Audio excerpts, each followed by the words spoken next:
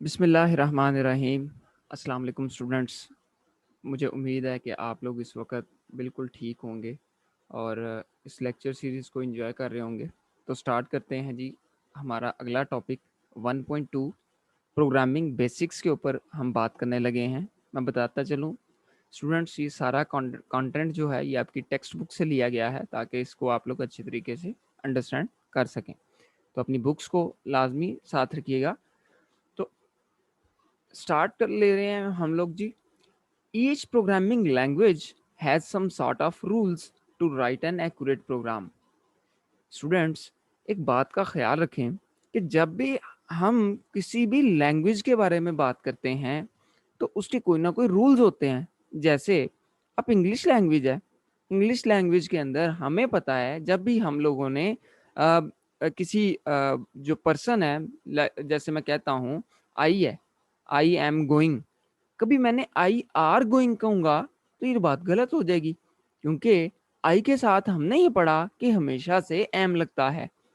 तो ये जो चीज़ें हैं स्टूडेंट्स, ये रूल्स बताते हैं, लैंग्वेज के रूल बताते हैं। जैसे इंग्लिश लैंग्वेज का ये रूल है कि आई के साथ एम लगता है, आई के साथ आर नहीं लग सकता। ऐसे ही रूल्स जो हैं वो बच्चों प्रोग्रामिंग के जो हमारे पास लैंग्वेजेस हैं उसके अंदर भी होते हैं। ठीक है जी, उनको हम लोग फॉलो करते हैं। This set of rules is known as syntax. इसको स्टूडेंट्स हम लोग क्या कहते हैं कि ये सिंटैक्स है। किसी भी लैंग्वेज का सिंटैक्स क्या होता है? वो बेसिकली वो सेट ऑफ रूल्स हैं जिनकी मदद से हम लोग कोई ना कोई इंस्ट्रक्शंस लिखते हैं। तीसरा पॉइंट देखें तो syntax can be thought of as grammar of a programming language. जिस तरीके से स्टूडेंट्स हमारे पास इंग्लिश की ग्रामर है, उसी तरीके से जो सिंटैक्स होता है प्रोग्रामिंग लैंग्वेज का, वो उसको कंसिडर किया जा सकता है कि ये प्रोग्रामिंग लैंग्वेज की ग्रामर है।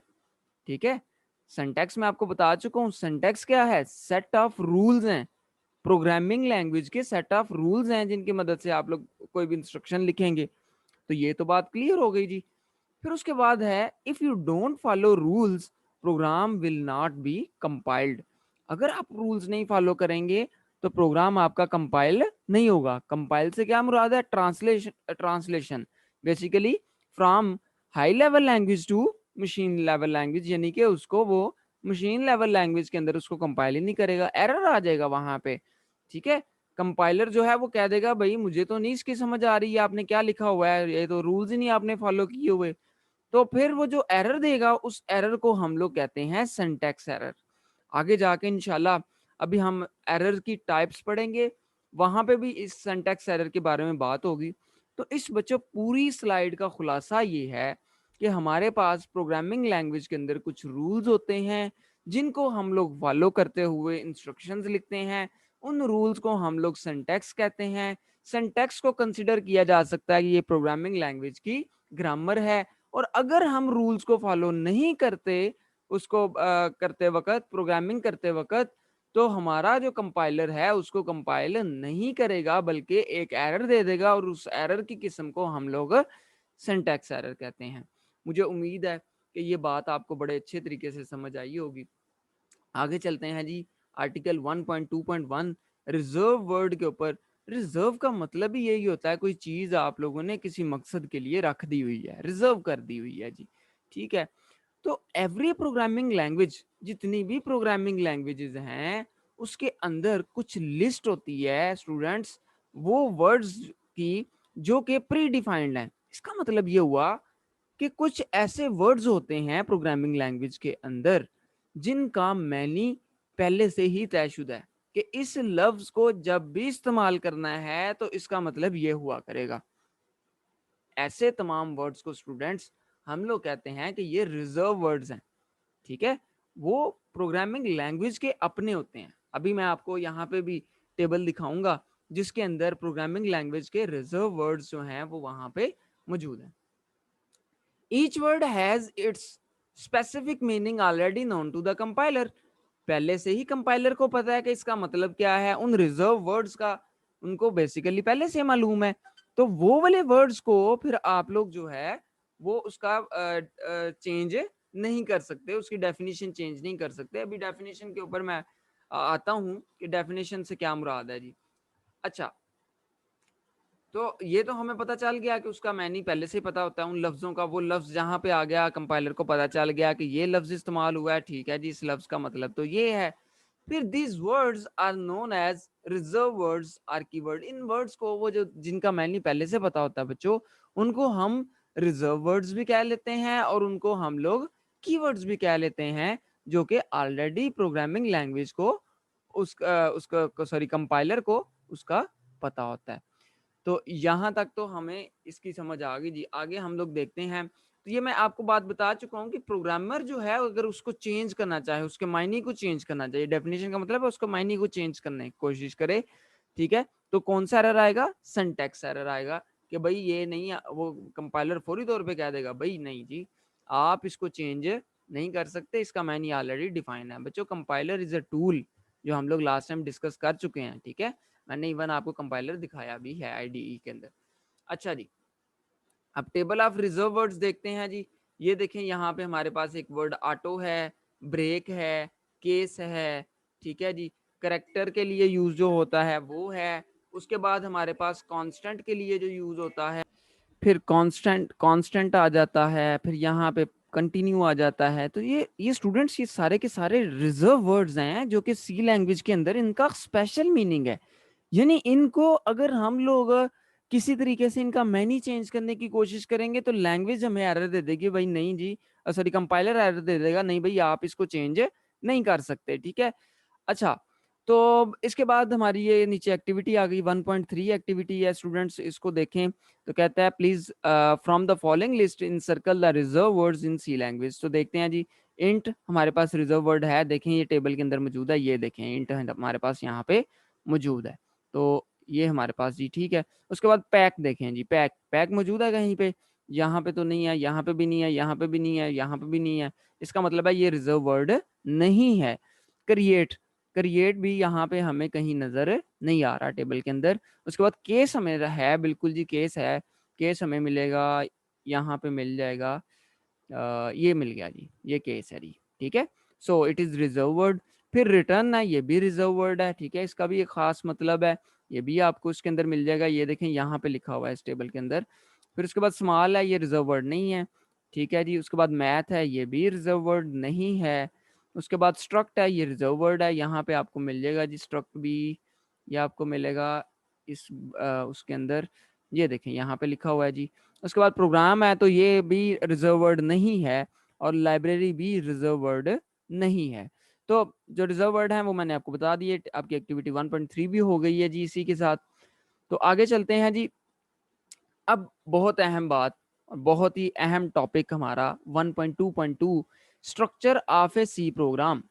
स्टूडेंट्स, तीन जो है इसके अंदर पार्ट होते हैं। एक होता है आपके पास लिंक सेक्शन या हेड सेक्शन उसको कहते हैं, उसके बाद मेन सेक्शन है, उसके बाद हमारे पास बॉडी ऑफ मेन सेक्शन है, मेन फंक्शन है। यहाँ तक तो बात ठीक हो गई जी। अब इसके अंदर हमने आइडेंटिफाई करना है कि इसमें लिंक सेक्शन कौन सा है, मेन सेक्शन कौन सा है, और बॉडी ऑफ मेन फंक्शन कौन सा है। तो ये इस वक्त आपको फिगर नजर आ रही होगी, मैंने वही जो आपका आईडी है वहां से ली है, ठीक है जी, जो हम लोगों ने भी, मैंने आपको दिखाया भी था। तो स्टूडेंट्स ये देखें, 1 और 2 लाइन जो है इसको मैं एक हिस्से में डिवाइड करता हूँ। उसके बाद स्टूडेंट्स मैं इस इधर से लेके इधर तक एक हिस्से को डिवाइड करता हूँ, और देन मैं इसको, ये वाला जो पोर्शन है इसको अलग करता हूँ। स्टूडेंट्स, मैं आपको सिर्फ इसको देखते हुए बताता चलूं कि ये जो सेक्शन है इसको हम कहते हैं लिंक सेक्शन या हेड सेक्शन, हेडर सेक्शन। ये हेडर सेक्शन है, ठीक है जी, जहाँ पे इंक्लूड वाले लफ्ज लिखे हों ग्रीन कलर की, ये वाली लाइंस जो लिखी हुई हैं, ये सारी की सारी लिंक सेक्शन है। उसके बाद ये हमारे पास मेन सेक्शन है, और मेन सेक्शन के अंदर बॉडी ऑफ मेन इस करली ब्रैकेट से शुरू हो रही है, और यहाँ पे क्लोजिंग ब्रैकेट तक इसको खत्म किया जा रहा है। इसके अंदर जो भी लिखा है वो बॉडी ऑफ मेन फंक्शन है, और मेन सेक्शन यहाँ से शुरू होता है लाइन नंबर 4 से। अभी मजीद इस पर डिस्कस करते हैं इन तीनों पार्ट्स के ऊपर। हर प्रोग्राम के अंदर ये 3 पार्ट होते ही होते हैं। लें जी, लिंक सेक्शन क्या है जी? While writing programs in C language, जब भी हम लोग C लैंग्वेज के अंदर प्रोग्राम लिखते हैं we make extensive use of functions that are already defined in the language. तो कुछ फंक्शंस ऐसे होते हैं जिनका मैनी, जिनके बारे में पहले से ही बता चुका होता है, कंपाइलर के अंदर लिखा हुआ पड़ा होता है कि भाई अगर ये फंक्शन को बुलाया जाए, अगर इस फंक्शन को कॉल की जाए, अगर इस फंक्शन को इस्तेमाल किया जाए तो इसका रिजल्ट ये होगा। तो ये पहले से ही उसमें उसके अंदर होते हैं। तो जब हम उसको बच्चों कॉल करना होता है ना हम लोगों ने, तो उसके लिए ज़रूरी होता है कि उसकी मुतलका लाइब्रेरी को, उसकी मुतलका हेडर फाइल को इंक्लूड किया जाए। मसलन यहाँ पे एक फंक्शन है जिसका नाम है प्रिंट एफ। ठीक है, ये एक फंक्शन है जो जिसका नाम है प्रिंट एफ। अब कंप्यूटर को नहीं पता कि ये प्रिंट एफ का क्या मतलब है। इस प्रिंट एफ की बच्चों कोई इसकी जो डेफिनेशन है वो हमारे पास पड़ी है इसके अंदर, stdio.h। ये एक हेडर फाइल है जिसके अंदर ये समझ लें डिक्शनरी है। किसके लिए? इसके लिए, प्रिंट एफ के लिए। प्रिंट एफ का मतलब उसको किधर से पता चलेगा? उसको पता चलेगा इंक्लूड stdio.h से। इस हेडर फाइल में जाकर देखेगा कि प्रिंट एफ जब यूजर लिखेगा इसके अंदर तो मैंने क्या करना है, उसके अगेंस्ट काम क्या करना है प्रिंट एफ के अगेंस्ट। ठीक है, तो वो उसको पता चलेगा कहाँ से? stdio.h से। ठीक है जी। ये स्टूडेंट्स ऐसे ही है जैसे आप लोग इंग्लिश की आपको डिक्शनरी पकड़ा दी जाए और आपको कहा जाए कि ये चीज है और इसका मतलब क्या है। ठीक है जी, यानी कि इसका मतलब आप लोगों से पूछा जाता है तो आप क्या करते हैं, डिक्शनरी को खोलते हैं, उसमें से देखते हैं, फिर आप कहते हैं इसका मतलब ये है। तो ऐसे ही प्रिंट एफ जब आप लोगों ने लिख दिया फंक्शन, तो उसका मतलब जाके देखा जाएगा stdio.h से, और उसमें से उसका मैनी देखा जाएगा और देन उसको उस तरीके से जो इंस्ट्रक्शन उसमें लिखी होंगी वैसे परफॉर्म कर दिया जाएगा। ठीक है जी। तो ये जो ऊपर फाइल इंक्लूड की गई हैं इनको बच्चों हेडर फाइल कहते हैं। ठीक है जी। तो we include these header files in our program by writing the include statement at the top of the program। जो टॉप प्रोग्राम के ऊपर बिल्कुल शुरू में हम लोग इन हेडर फाइल्स को ऐड करते हैं और इंक्लूड के कीवर्ड के साथ इनको ऐड करते हैं, जैसे कि इंक्लूड stdio.h जो कि हम लोगों ने ऐड भी किया हुआ है इसके अंदर। ठीक है, उसके बाद स्टूडेंट्स हमारे पास आ जाती है दूसरी, ये maths.h भी हम लोगों को इस्तेमाल करने की जरूरत पड़ेगी आगे इंशाल्लाह, तो हम इसको भी सीखेंगे। तो ये तो हो गया लिंक सेक्शन, यानी जो कि इधर तक है, यहाँ तक लिंक सेक्शन था। ठीक है जी स्टूडेंट्स, आगे हम देखते हैं कि मजीद हमारे पास अगला जो है वो है मेन सेक्शन। मेन सेक्शन कौन सा है? It consist of main function. इसके अंदर मेन फंक्शन होता है, यानी कि वो बात कर रहा है इसकी, ये लाइन नंबर 4 की main function. Every C program must contain a main function. कहता है कि जितने भी सी प्रोग्राम्स हैं, सी लैंग्वेज के अंदर प्रोग्राम्स हैं, उसके अंदर मस्ट है कि मेन फंक्शन जरूर उसके अंदर हो, and it is the starting point of the execution. और ये बिल्कुल हमेशा यहाँ से स्टार्ट किया जाता है प्रोग्राम को एग्जीक्यूट, यानी जब भी प्रोग्राम को कंपाइल करना है और उसके बाद सॉरी एग्जीक्यूट करना है, उसने सबसे पहले ढूंढना है मेन फंक्शन किधर है जी, क्योंकि उसने तो चलाना मेन फंक्शन को है, बाकी चीजें सारी उसने बाद में देखनी है। तो यहाँ से बेसिकली आपका एग्जीक्यूट होना शुरू होता है प्रोग्राम। ठीक है जी, मेन फंक्शन से। अच्छा जी, फिर आती है बॉडी ऑफ मेन फंक्शन के बॉडी किसको कहते हैं जी मेन फंक्शन की। तो कोई बात नहीं, अभी हम अंडरस्टैंड करते हैं जी कि बॉडी ऑफ मेन फंक्शन क्या होती है। तो body of main function is enclosed in the करली ब्रेसेस। स्टूडेंट्स यहाँ से देखिए शुरू हो रही है और यहाँ पे खत्म हो रही है, तो ये सारी की सारी मेन की बॉडी है। ठीक है जी। तो all the statements inside the करली braces make the body of main function. तो जितनी भी स्टेटमेंट्स इसके अंदर लिखी हुई हैं वो सारी की सारी क्या बनाती हैं? बॉडी बनाती हैं, यानी कि मेन की बॉडी सारी की सारी ये ब्रेसेस बनाती हैं। In figure the statement print F hello, जैसे कि एक फिगर के अंदर एक स्टेटमेंट है प्रिंट एफ हेलो यूजेस ए प्री डिफाइंड फंक्शन। पहले से डिफाइन शुदा फंक्शन है प्रिंट एफ। ठीक है जी, जो कि stdio.h के अंदर पहले से इसको डिफाइन किया गया है।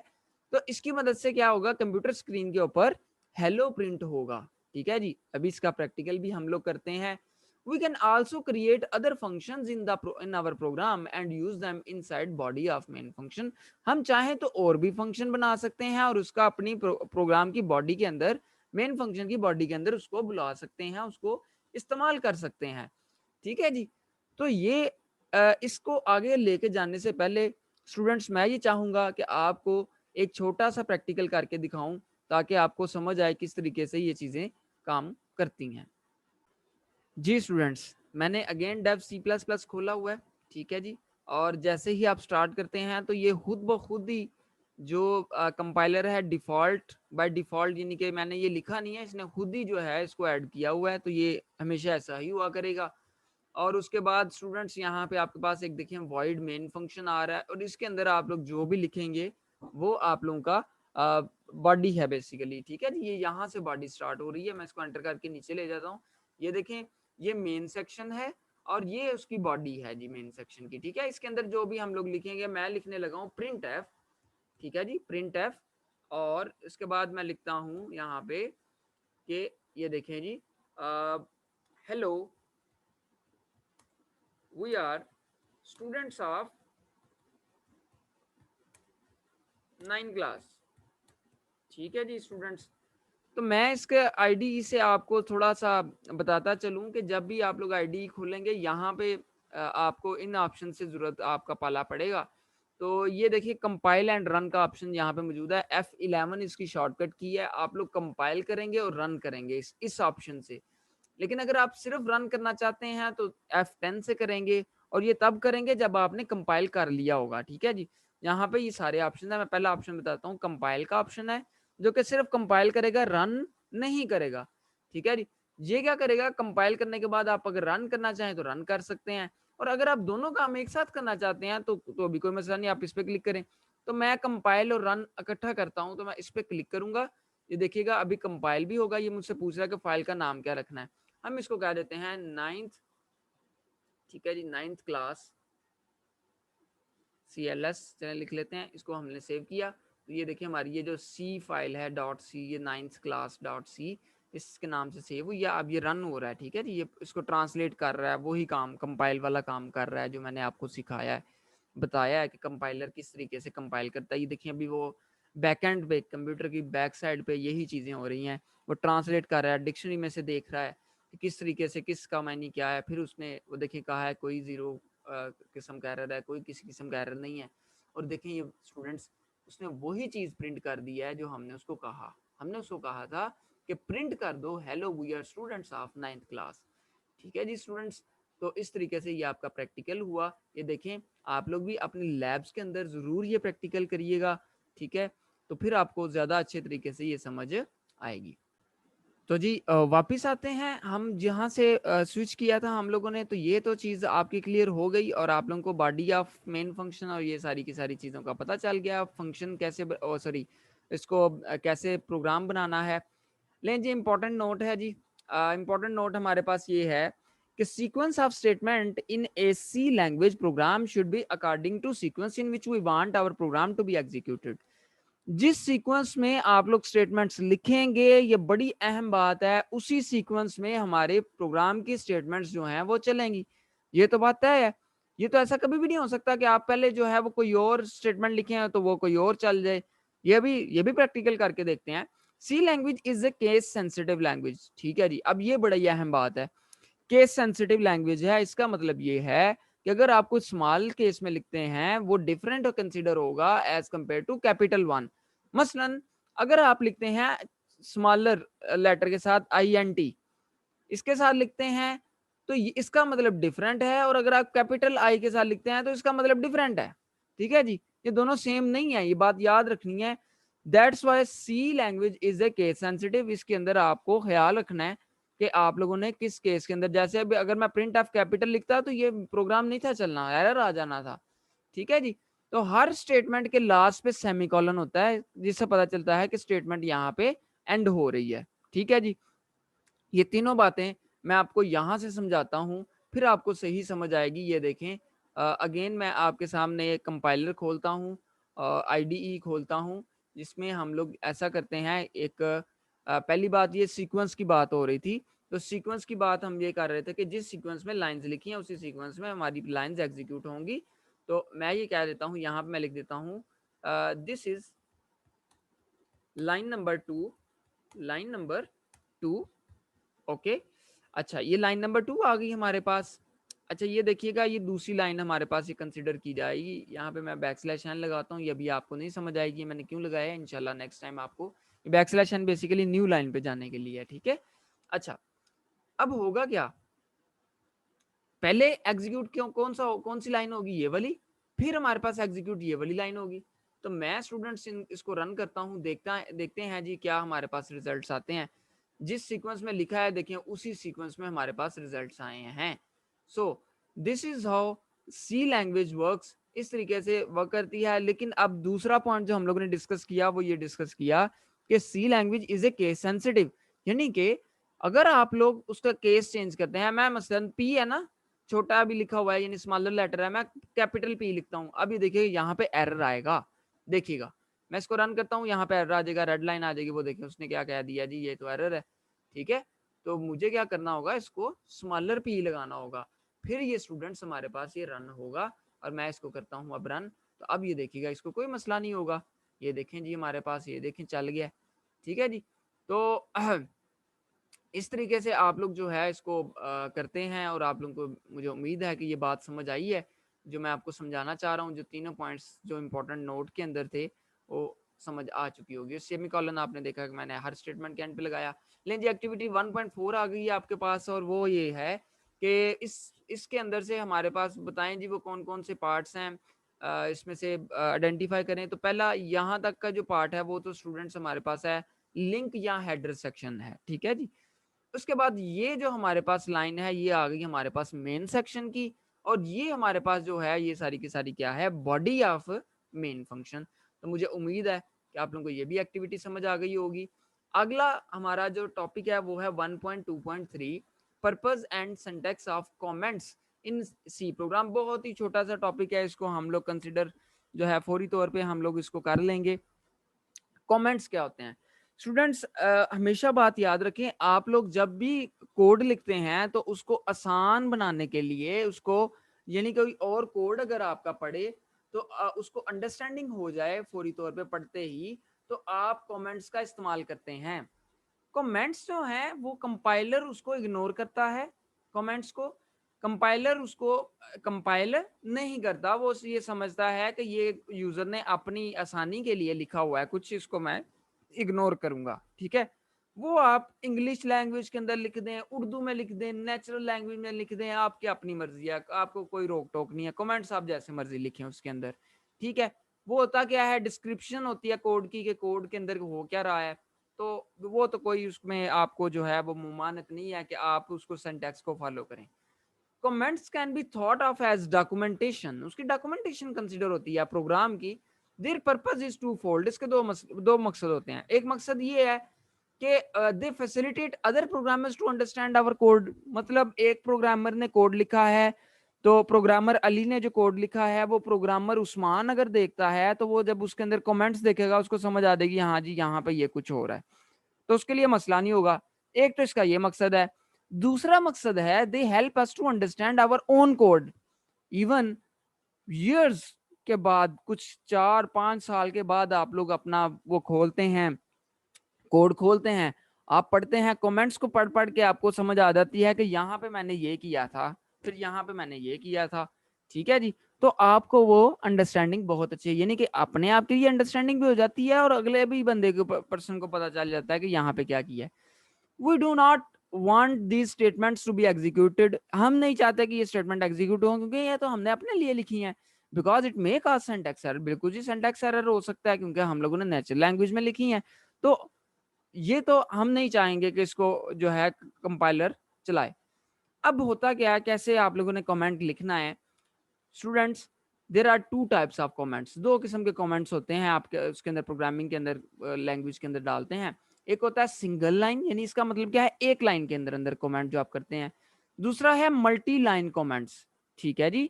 दो किस्म के आप लोग जो है कमेंट्स करते हैं, एक है सिंगल लाइन और एक है मल्टी लाइन। सिंगल लाइन में आप डबल स्लैश लगाते हैं तो वो हिस्सा जो है वो कमेंट हो जाता है, वो पूरी की पूरी लाइन कमेंट हो जाती है। जबकि अगर आपने मल्टी लाइन करना है तो आप एक लाइन इस तरीके से लगाते हैं, स्टेरिक लगाते हैं, फिर जहां पे एंड करना हो वहां पे स्टेरिक लगाया और उसको यहाँ पे कमेंट कर दिया। अब जो भी इसके अंदर होगा वो कमेंट कंसिडर किया जाएगा। जैसे कि मैं आपको वापस प्रैक्टिकल की तरफ लेके जाता हूँ, वहां पे ये चीज समझते हैं। तो जी यहाँ पे देखें, हमारे पास ये जो हम लोग प्रोग्राम आगे कर रहे हैं ऑलरेडी, ठीक है, यहाँ पे देखें तो ऑलरेडी एक हमारे पास कमेंट मौजूद है। ये देखें, ये देखें स्लैश और आगे स्टैटिक है, आगे उसने कलर उसका डिफरेंट कर दिया है। Run this program using the console parser, यानी कि इस तरीके से वो उसको कह रहा है। चले मैं इसको फिलहाल खत्म करता हूँ ताकि मैं आपके सामने यहाँ पे लिख सकूँ। मिसाल के तौर पर मैं कहता हूँ, मैं इधर लिखता हूँ दिस प्रोग्राम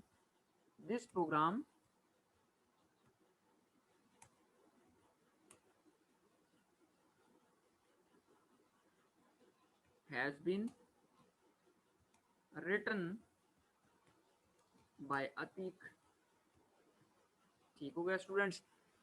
मैं ही चाहता हूं कि ये कंपाइलर इसको इग्नोर करे, क्योंकि ये देखेगा मैं इसको रन करूंगा तो ये तो एरर आ जाएगा, यहाँ पे सिंटैक्स एरर आ जाएगा, भाई आप क्या कर रहे हो। ठीक है, ये देखिए यहाँ पे एरर आ गया, उसको तो समझ नहीं आ रही है क्या इसके अंदर आपने कर दिया हुआ है। हम क्या करेंगे बच्चों, हम तो ये चाहते थे कि ये कंपाइल ना हो। तो सिंगल लाइन के लिए आप डबल स्लैश आप प्रेस करते हैं, एंटर बटन के बिल्कुल ऊपर डबल स्लैश, सॉरी आपके न्यूमेरिक कीपैड के ऊपर नम लॉक के बटन के साथ है। दो दफा मैंने स्लैश इंसर्ट किया, देखें वो पूरे का पूरा हिस्सा उसने कमेंट कर दिया। अब मैं रन करूंगा, आप देखिएगा उसको कोई मसला नहीं होगा। ये देखें रन हो गया, hello we are student of 9 class, this is line number 2। ठीक हो गया जी, ये हो गया सिंगल लाइन कमेंट। ठीक है, और अगर आपने एक से ज्यादा लाइंस को करना है कमेंट, यहाँ पे मैं कहता हूँ today we are learning C language. ठीक है जी। अच्छा, तो जो सिंगल लाइन कमेंट है वो तो ये करता है कि जी एक लाइन को कमेंट करता है। जैसे कि यहाँ पे देखिए तो मैंने डबल स्लैश लगाई थी, तो एक लाइन को उसने कमेंट किया है। मैं चाहता था नीचे वाली को भी करूँ, तो उसके लिए मैं ये करूंगा, मैंने एक एक स्लैश को बैक किया और स्टैटिक लगाया, एक स्लैश और स्टैटिक लगा दिया। और जहां तक इसको अब आप खत्म करना चाहते हैं ना कमेंट, किधर आपने खत्म करना है, इधर खत्म करना है, यहाँ तक कमेंट है हमारा। स्टैटिक लगाएं और अगेन स्लैश लगाएं, उस हिस्से को देखें उसने कमेंट कर दिया है, बाकी सारे हिस्से को उसने कह दिया कि प्रोग्राम है। मुझे उम्मीद है कि ये भी बात आप लोगों को अच्छे तरीके से समझ आ गई होगी कि प्रोग्राम के अंदर कमेंट किस तरीके से किया जाता है। ठीक है जी, वापस आते हैं अपनी स्लाइड्स की तरफ। तो मल्टी लाइन कमेंट्स भी आपको समझ आ गई स्टूडेंट्स, और सिंगल लाइन भी कमेंट्स की भी समझ आ गई। तो आगे चलते हैं। यहाँ पे एग्जाम्पल कोड है एक आपकी जो टेक्स्ट बुक से ली गई है। This program display I am a student of class 10 on the output screen. ठीक है जी, और यहाँ पे देखें तो हमारे पास ये देखें कमेंट्स हैं।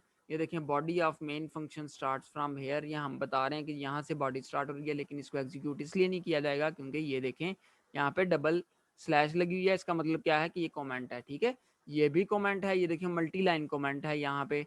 उसके बाद स्टूडेंट्स ये भी कमेंट है, इसको भी ये इग्नोर करेगा। ठीक है जी स्टूडेंट्स। अब यहाँ से वो कहता है एक्टिविटी 1.5 है कि इसमें से वैलिड कमेंट्स बताएं। ये तो गलत है, आगे स्लैश होनी चाहिए। ये भी गलत है स्टूडेंट्स, ये भी गलत है। ठीक है, ये ठीक है क्योंकि देखें slash static comments goes hair static slash, ये भी गलत है क्योंकि एंड पे स्टैटिक आना चाहिए। ये भी आगे देखें तो यहाँ पे डबल स्लैश है, ये कंसिडर होगा ठीक। ठीक है जी, इसके अंदर जो भी हो कमेंट तो वो कर देगा। ये डबल स्लैश जब आप करते हैं ना किसी को, ठीक है, तो आगे जो भी लिखें वो फिर उसको कमेंट ही कंसिडर करता है, तो ये भी ठीक है। तो कमेंट की एक्सरसाइज हो गई। इंशाल्लाह अगले टॉपिक में मिलेंगे 1.3 के अंदर कांस्टेंट और वेरिएबल को सीखेंगे। तब तक के लिए इजाज़त दीजिए। अल्लाह हाफिज़, अल्लाह निगहबान।